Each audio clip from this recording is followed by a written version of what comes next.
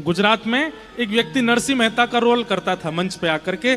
वो नरसिंह मेहता जैसा उसके अंदर कुछ भी नहीं था, बैक स्टेज जाकर के खूब पीता था, खूब खाता था, लेकिन मंच पे आकर के नरसिंह मेहता जैसे कपड़े, नरसिंह मेहता जैसा एक तारा, नरसिंह मेहता जैसा तिलक, और कभी कभी तो वो वैसा ही विलाप करने लगता था जैसे नरसिंह मेहता विलाप करते थे। 1 साल, 2 साल, 10 साल, 15 साल, 20 साल हो गए उसको मंच पर नाटक करते हुए। और मंच से पीछे जाते नरसिंह मेहता जैसा एक लक्षण नहीं था उसमें, नाटक करता था बस।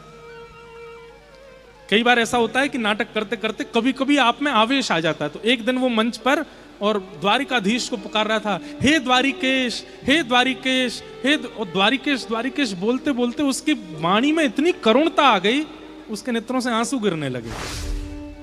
वो खुद आश्चर्य में आ गया कि मैं रो क्यों रहा हूं, ये तो केवल पैसे कमाने के लिए मैं नाटक करता हूं, ये मेरे अंदर ये भाव क्यों प्रकट हो रहा है। लेकिन हो गया, और उसने करुण भाव से जब पुकारा, हे द्वारिकेश, हे द्वारिकेश, ठाकुर जी से रहा नहीं गया। ठाकुर जी भी दौड़ते दौड़ते, अरे मेरा नरसी बुला रहा है, मेरा नरसी बुला रहा है।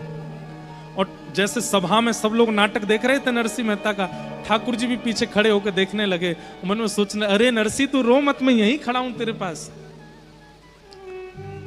नाट्य जैसे पूरा हुआ, पर्दा लगा, तो सब लोग पात्र नीचे उतर गए। ठाकुर जी व्याकुल हो गए, अरे मेरा नरसी कहां चला गया। और सब भीड़ को अलग करते हुए ठाकुर जी आए, मंच पे आके ढूंढने लगे, कहां है मेरा नरसी, कहां है मेरा। वो तो पीछे अपने सब वस्त्र आदि उतार रहे थे सब लोग, लेकिन जो नरसिंह मेहता बना था वो आज इतना विलंब में आ गया, उसने वस्त्र नहीं उतारे, वो ऐसे ही घर चला गया। तभी उसने देखा कि एक दिव्य प्रकाश पीछे से आ रहा है, चंदन की सुगंधी आ रही है, छम छम छम छम पायलों की ध्वनि आ रही है। उसने सोचा ये मेरे पीछे कौन चल रहा है, और जैसे ही पीछे मुड़ करके देखा तो नेत्र सजल और चतुर्भुज रूपधारी श्री द्वारिकाधीश खड़े हैं, और दौड़ करके कह रहे हैं, अरे मेरे नरसी, मेरे गले लग जा।